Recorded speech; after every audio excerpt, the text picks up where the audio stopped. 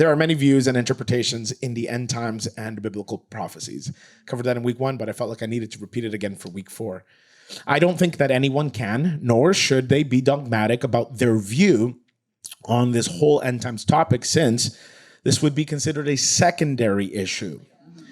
Yeah, it's a secondary issue. And as followers of Jesus, we should never divide over secondary issues.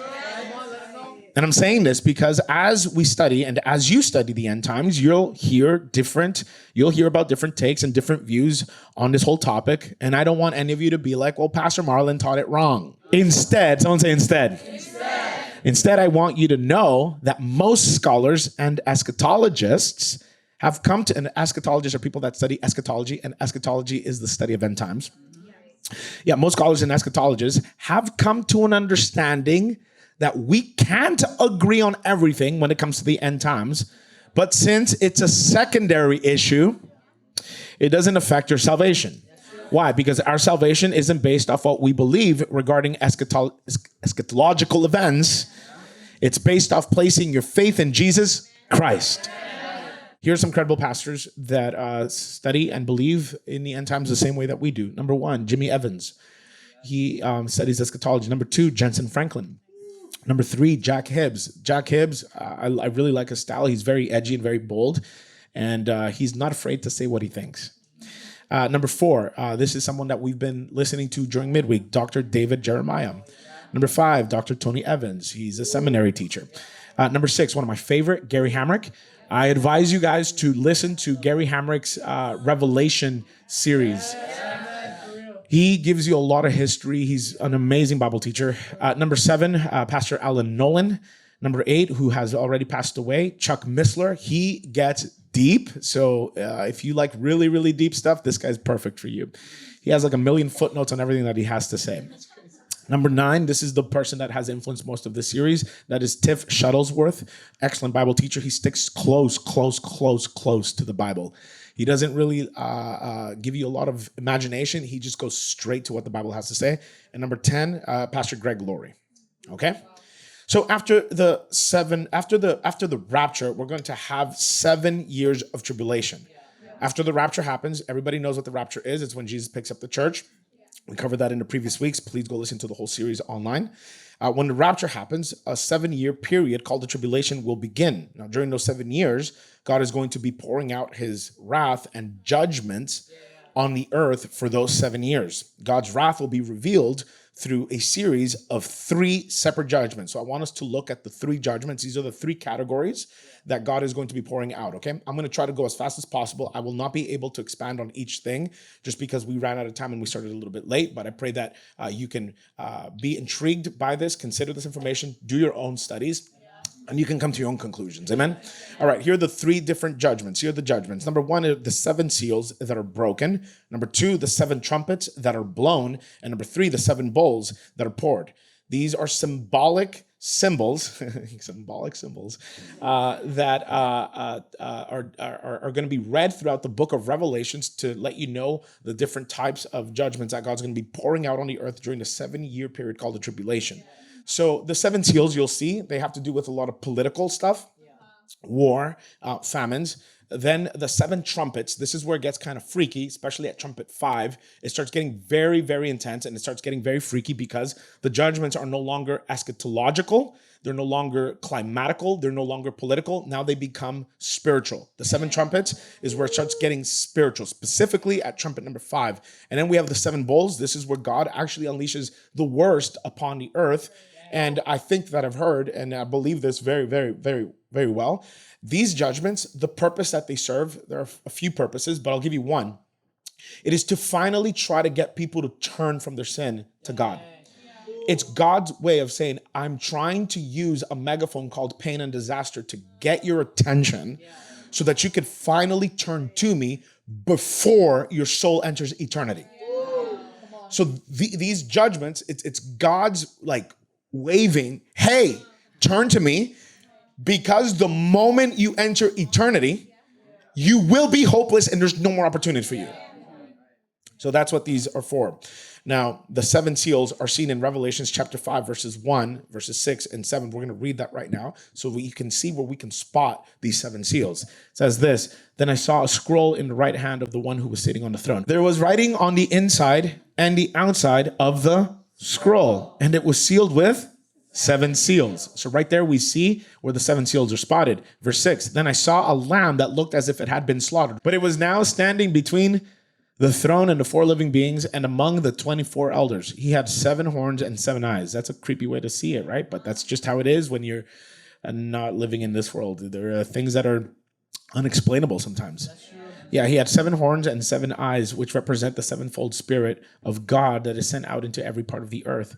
Watch this. He stepped forward and took the scroll from the right hand of the one sitting on the throne. So the first 4 of the 7 seals released are known as the 4 horsemen of the apocalypse, because the judgments appear symbolically as a horse and a rider bringing devastation in their wake. So we're going to look at the first seal. Here's the first seal. That is the white horse. It says in Revelations chapter 6, verses 1 to 2, as I watched, and I means John, the Lamb broke the first of the 7 seals on the scroll. I looked up and saw a white horse standing there.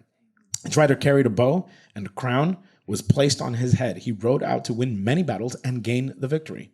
So this first seal, okay, so remember that the rapture happens, then Jesus takes 7 seals, he breaks the first seal is the white horse, and the white horse represents the Antichrist. This is where Jesus gives the Antichrist the opportunity and the permission to take center stage, and he comes out. And I like how the Bible describes him in this book of Revelations. He will come under the pretense of peace. He is given a crown, which indicates that the Antichrist will exercise great authority. He holds a bow, which shows his true intentions, and he will advance as a conqueror, but with cruelty and horror.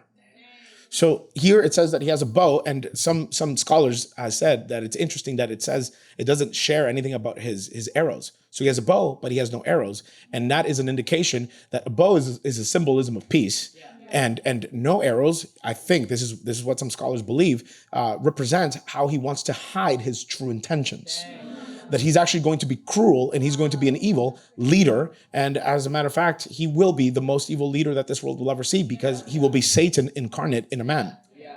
Like I've always said throughout this series, he will make Stalin and Hitler look like 2 preschool little girls walking down at the park.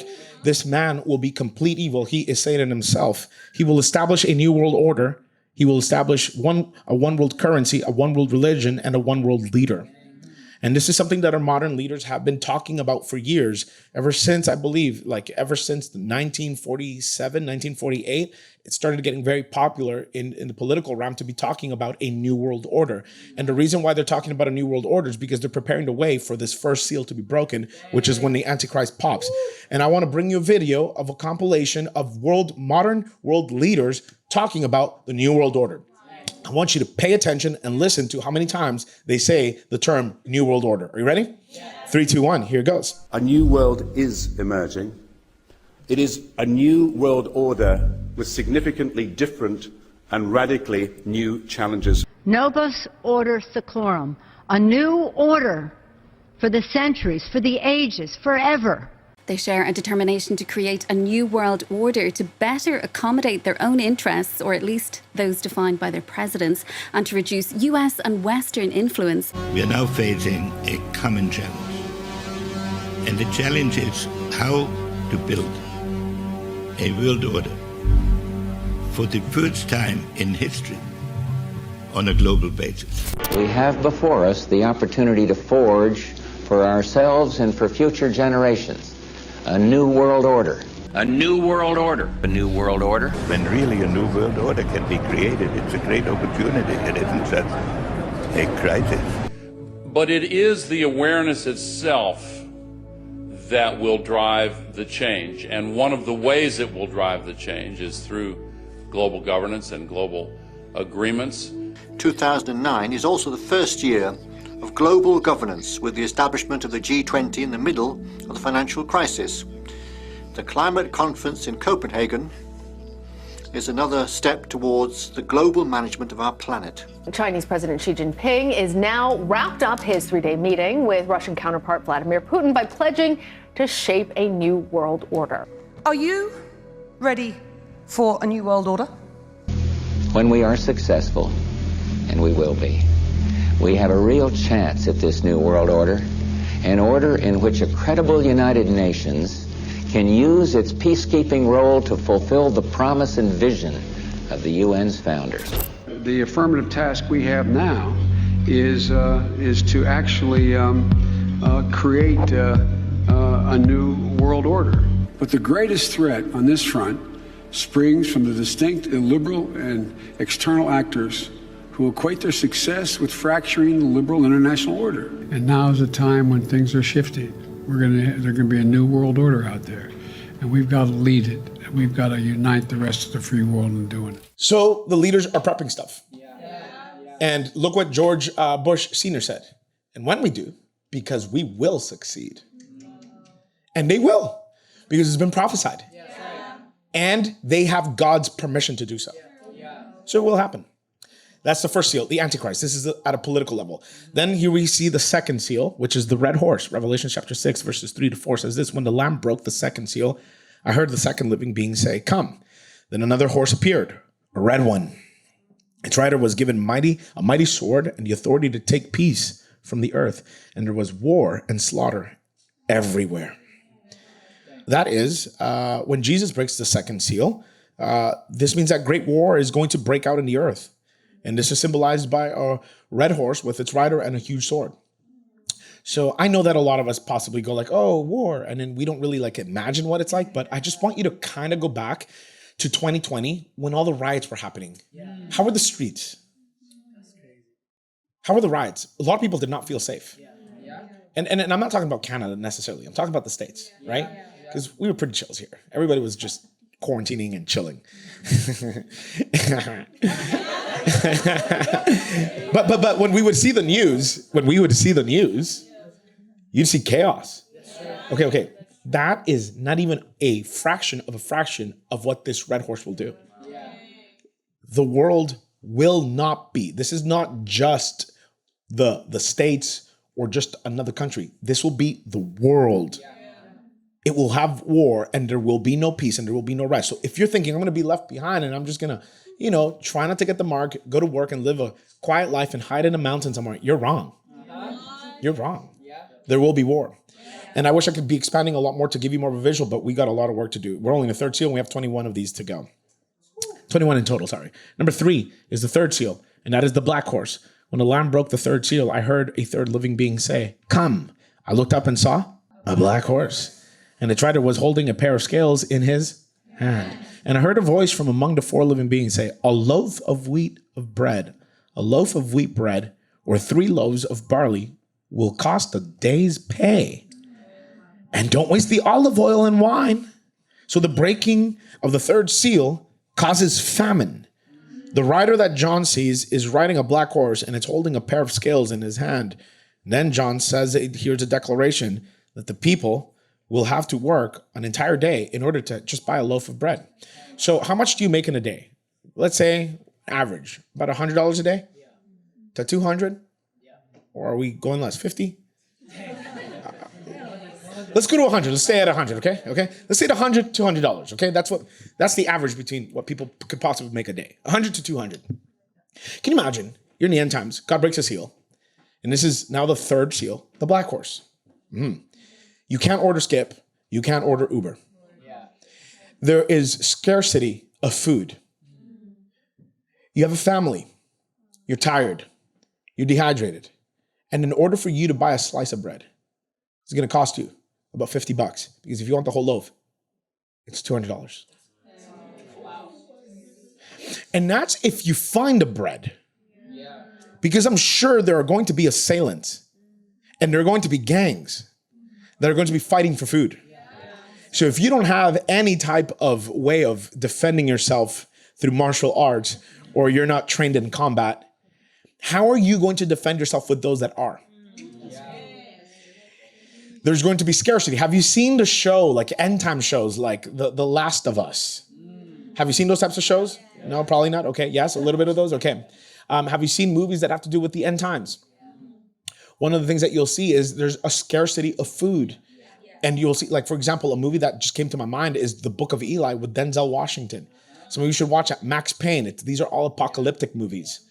Where the Book of Eli, Denzel Washington, it depicts how there's a lack of water, there's a lack of food, and just a little bit of water becomes so valuable and people will kill for it. That's what this is going to be. But this, I believe, will be worse because what we see in the Book of Eli is just a figment of a man's imagination. This will be God's judgment. Number 4, that's the pale horse. Revelation chapter 6, verses 7 to 8. When the Lamb broke the 4th seal, I heard the 4th living being say, "Come." I looked up and saw a horse whose color was pale green. Its rider was named Death, and his companion was the Grave. These two were giving authority over 1/4 of the earth to kill with the sword and famine and disease and wild animals. So the result of this 4th seal is that 1/4 of the earth's population is going to be killed by sword, famine, plague, and by wild animals on the earth. Just imagine you being chased by a lion or something. That sucks. Imagine that. So this 4th seal is kind of a combination of horses 2 and 3, plus sickness, disease, and wild animals chasing people. This will be apocalyptic. The world will not be, nor it will not be at peace, nor will this world be safe. Then we go into the 5th seal, and those are the martyrs. Revelation chapter 6, verses 9 to 11 says this: When the Lamb broke the 5th seal, I saw under the altar the souls of all who had been martyred for the word of God and for being faithful in their testimony. They shouted to the Lord and said, "O sovereign Lord, holy and true, how long before you judge the people who belong to this world and avenge our blood for what they have done to us?" Then a white robe was given to each of them, and they were told to rest a little longer until the full number of their brothers and sisters, their fellow servants of Jesus who were to be martyred, had joined them.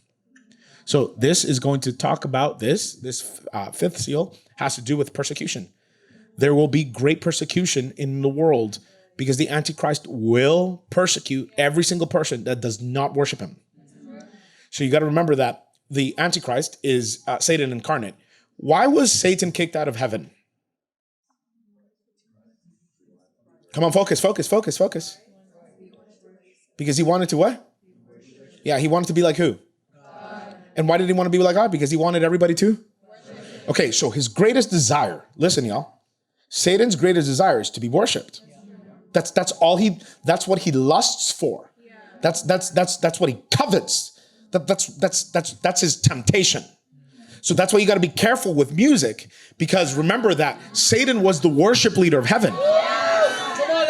He had music pipes built into him. So he's a genius with music. That's why you're starting to see a lot of Satan worship in secular music right now. Have you seen a lot of the music? Even people that are not Christian are kind of getting a little bit turned off by secular music.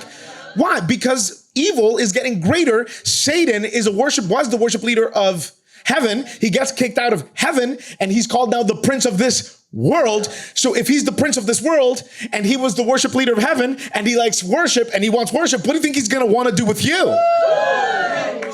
So when we go to a concert and there's people that are just going really crazy, really weird, and they're getting hyped and they're doing a lot of satanic stuff on that stage, and you got a whole arena of people lifting their hands and shouting, what do you call that? Worship. Come on, say it like a little bit more bold. What do you call that? Worship. It's the same representation of when we're in church and we're singing to God and people's hands are lifted and they're singing the songs loud. It's worship. So I believe that he gets stimulated every time that you're at a concert and you're singing songs and you're participating in a concert that has to do with satanic stuff. So you got to understand that his greatest desire is to be worshiped. So when he actually possesses the man called the Antichrist and he becomes the global leader of this world, what do you think he's going to want? He's going to what? Worship. And how is he going to do that? Through what we call in Revelation chapter 13, the mark of the beast. The mark of the beast. The mark of the beast is not just for commerce so that you can buy and sell. It's allegiance, bro. It's an act of worship. And he's going to take it as far as getting a statue of him built, and he's going to get everybody on the earth to worship a statue during the 7-year period. And if you don't worship a statue, you will be beheaded. You will be beheaded. And if you want to think about how you're going to be beheaded, I don't think it's going to be a clean slate like we're going to see in the movie that we're going to be watching here on Thursday. I think it's going to be ISIS style. It's going to be gruesome because he's going to want to pressure the world to take the mark and worship a statue. Now, during the tribulation, the gospel will be preached and people will still be saved. God will be so merciful to send evangelists to preach the gospel so that people can still believe in Jesus and be saved. So the Bible talks about how he's going to separate, God is going to separate 144,000 people. They're Jewish people. So if anytime you get a Jehovah's Witness knock at your door and they tell that they're part of the 144,000, wrong. Because the Bible actually tells us who they are, okay? It gives us a list of every single tribe and 12,000 from each tribe, and there are 12 tribes. What's 12 times 12,000? 144,000, just letting you know. So the Jehovah's Witnesses are not the 144,000. And if you're Jehovah's Witness, I'm so sorry to break it to you, you're not part of the 144,000. So God is going to anoint 144,000 people to preach the gospel. They're going to be Jewish people. They're going to receive a mark on their forehead that will give them safety during the 7-year period. Nothing can kill them. Nothing can touch them. These are the 144,000 Jews that will be sent as missionaries around the world to preach about Jesus so that other people, like those that are left behind or those that never got to believe in Jesus or those that rejected Jesus, can actually accept Jesus. God is also going to send an angel to preach around the world and announce the good news. That's a second format of him trying to reach lost people because he's so merciful. And the third one is he's going to send 2 witnesses. A lot of scholars believe that it's going to be Moses and Elijah. They're going to be sent here to preach for 3 months here in the world, on the earth. And I think it's going to be at Jerusalem in front of the temple, the third temple. They're going to be preaching. It's going to be broadcasted all over the news. And people are going to receive Jesus because God wants people to be saved. But, someone say, but, there will be persecution till death for believing in Jesus. And that persecution will not just be in third world countries. It will not just be in the States. This persecution for people that believe in Jesus or choose to be saved by Jesus, it will be worldwide. You will not be saved naturally because food and water will be scarce. So just imagine everyone trying to kill one another for food or for a little bit of water. Yeah, I can imagine raiders and assailants killing for food. But you will also not be saved through the government if you're a Christian because the Antichrist will also persecute any of those that don't worship him or receive his mark. So you will not be safe in any type of realm. The anguish and fear will be dreadful. And that's why Jesus spoke about how the anguish during these last days will be very severe. And Jesus said it himself. The 6th seal, and that is the earthquake. Revelation chapter 6, verses 12 to 14. I watched as the Lamb broke the 6th seal, and there was a great earthquake. The sun became as dark as black cloth, and the moon became as red as blood. Then the stars of the sky fell to the earth like green figs falling from a tree shaken by a strong wind. That's apocalyptic, man. The sky was rolled up like a scroll, and all the mountains and islands were moved from their place. So watch this. When Jesus opens the 6th seal, a devastating earthquake occurs, causing massive upheaval and terrible devastation, along with unusual astronomical phenomena. The sun will turn black. The moon will turn blood red. That's kind of freaky. Even like when you're driving, sometimes in Vancouver, you'll see the moon. It's like very orangey. You're like, oh my God. Dude, look at that. Oh my God. Are we going to be end times? Okay, that's not going to be orange. It's going to be blood red. That will be a sight on its own. And the Bible says that the heavens will recede like a scroll being rolled up, and every mountain and island will be removed from its place. Survivors of the 6th seal, regardless of their social position or status, will take refuge in caves and cry out to die. They're going to want to die. The 7th seal is the introduction to the 7 trumpets. In the 7 trumpets, it gets worse. Revelation chapter 8, verses 1 to 2 says this: when the Lamb broke the 7th seal on the scroll, there was silence throughout heaven for about half an hour. I saw the 7 angels who stand before God, and they were given 7 trumpets. So the 7th seal represents the introduction to the next series of judgments, which are the 7 trumpets. Once the 7th seal judgments are finished, the next part of the tribulation, featuring the 7 trumpets, will begin. Now, here, it still becomes a little bit natural. And then once again, when we get to the 5th trumpet, it starts showing you some supernatural judgments that God's going to send on the earth. All right, let's look at Revelation chapter 8, verse 6 to look at the 7 trumpets. Then the 7 angels with the 7 trumpets prepared to blow their mighty blasts. The seven trumpets, described in Revelations 8-9, represent a series of devastating judgments. As each trumpet is sounded, a specific catastrophe falls on the earth, indicating God's judgment. God will judge this world, and he will do so as a way to try to wake up every single skeptic, every single atheist, every single lukewarm Christian that was left behind, every single person that was too afraid to listen to this conversation and ignored it and didn't face it to change their life. Every single one of those. There are people that sometimes say, don't talk to me about the end times. It's too scary. I don't want to know about it, which is a very stupid plan. I'll tell you why. Because if you ignore it now, it's going to confront you later, and then it's going to be too late for you. It's best to face it now, correct your living, turn your back to sin and your heart to Jesus, and you will be saved. Y'all ready for the seven trumpets? This is messed up. This is like straight up from a movie. And I'm wondering where all the movies really get what they play. I tell you, they get it from God's word. And you will see. You will see. All right, here we go. First trumpet, Revelation chapter 8, verse 7. The first angel blew his trumpet, and hail and fire mixed with blood were thrown down on the earth. 1/3 of the earth was set on fire. 1/3 of the earth was set on fire. 1/3 of the trees were burned, and all the green grass was burned. So the first trumpet talks about something supernatural, which is fire and ice, hail mixed with blood, and it says this, and hail and fire. So imagine this: there's ice, fire, and blood mixed into one thing, hitting the earth. Can you imagine what the streets are going to look like? Just pay attention, okay? Think about a crime scene when someone gets slaughtered and blood sprays everywhere in a crime scene. Picture every building like that. Picture all the SkyTrain stations of Vancouver, or any SkyTrain station or train stations that you may be living in your city. Picture every building splattered with blood, lit on fire, and this huge hail falling from the sky, killing more people. That's the first thing. And then all the greeneries, 1/3 of it is going to be gone. And what do trees provide for us? And that's only the first trumpet. And I like to give you guys a little bit of an image, because a lot of times people go like, oh, 1/3 of the green, 1/3 of the trees, and hail with fire and ice. Oh, that's pretty bad. You don't really take it further, and actually you don't personify it. And so people are like, oh, it's not that bad. I guess I could survive that. Hail with fire and blood. I think I can pull through. You can't. It's listen to me. Here, if your mind doesn't have the capacity to understand and stretch, okay, here's what I'm going to tell you, okay? God designed it. And God is effective with his intentions and his methods. So this will suck.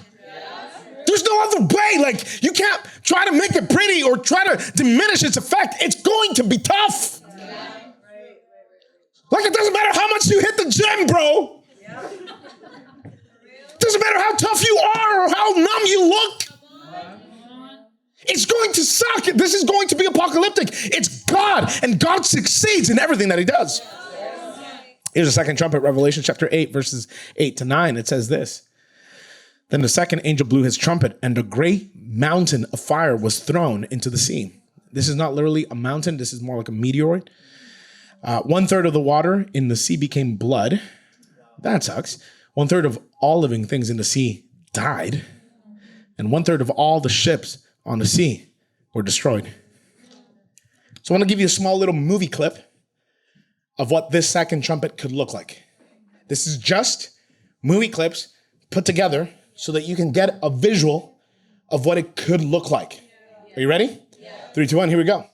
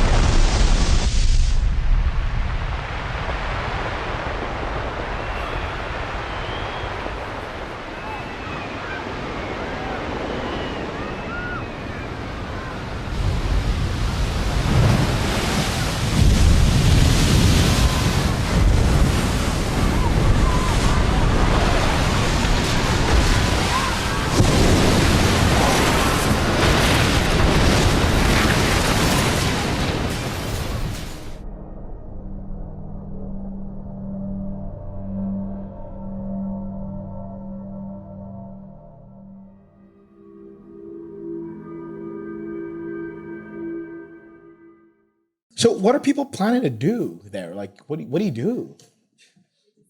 Like, you can't call 911. I mean, you can't call your bestie to pick you up. I mean, if you run, you're done. Dude, all you can do is just stand there and die. That's like, you can't escape that. And I think, and I believe that this is just a fragment of a man's imagination. I think that what God has intended will be a lot more severe. That's the second trumpet. Let's get into the third. And remember, the fifth is one of the worst. Third trumpet, Revelation chapter 8, verses 10 to 11. It says this: the third angel sounded his trumpet, and a great star blazing like a torch fell from the sky on a third of the rivers and on the springs of water. The name of the star is Wormwood. A third of the waters. And by the way, some of you should study what Wormwood, what a lot of end time Bible prophecies teachers have to say about that. I think it's a very interesting study. The name of the star is Wormwood. A third of the waters turned bitter, and many people died from the waters that had become bitter. So a star called Wormwood falls, poisoning a third of the freshwater sources, resulting in numerous of deaths. This will be a very tragic thing for a lot of countries that depend on water for survival. And I mean, it's just some countries, it's going to be bad. It's going to be very, very bad for them, especially countries that are not as developed. This will be a very severe moment for them. And that's why this thing is going to cause a lot of numerous deaths. That's the third trumpet. Number 4, Revelation chapter 8, verse 12 says this: the fourth angel blew his trumpet. Then a third of the sun and a third of the moon and a third of the stars were struck. So a third of them became dark. A third of the day and night was without light. So a third of the sun, moon, and stars are darkened, causing a portion of the earth to be covered in darkness. This will be a very frightening day for so many people when it just goes all dark. Think about people that struggle a lot in their minds, emotionally, seeing all this catastrophe. This fourth trumpet, I think, will provoke a lot of fear in people. Because when you turn off the lights in your house, it's very easy to correct. All you just got to go and turn on the switch back and the lights are back on. But what do you do when God turns the switch off on the earth? What are you going to do? There's no switch for that. It's God. All right. Now, we're going to get into the segue, okay? Listen to the language describing the next 3 trumpets, okay? This is before trumpet 5, and I want you to pay attention as much as possible. Listen to the language of the scriptures. Trumpets 5 to 7 have their own introduction. Revelation chapter 8, verse 13. While I, John, watched, I heard an eagle that was flying high in the air. The eagle said in a loud voice, "Terrible, terrible, how terrible for those who live on the earth. The terrible trouble will begin after the sounds of the trumpets that the other 3 angels will blow." So back in 2016, when I did this series, this 5th trumpet would have been so far-fetched. But now we have people in government and we have people going to court talking about how they've confirmed that biological life that is not human exists, and it exists amongst us. And so when we read this 5th trumpet will not seem far-fetched. And so I want you to pay attention to this, and I want us to read together what this 5th trumpet has to say. Revelation chapter 9, verses 1 to 6. It says this: Hey, thank you so much for tuning into our YouTube channel. If today's word blessed you, I want you to do 3 things for me. Number 1, I want you to send this to someone that you know that it will bless. Number 2, subscribe to our YouTube channel and turn on the bell notification. And number 3, if you want to partner with us financially, there's a link down below where you can do so. And I'll see you for the next one. God bless you. Mwah.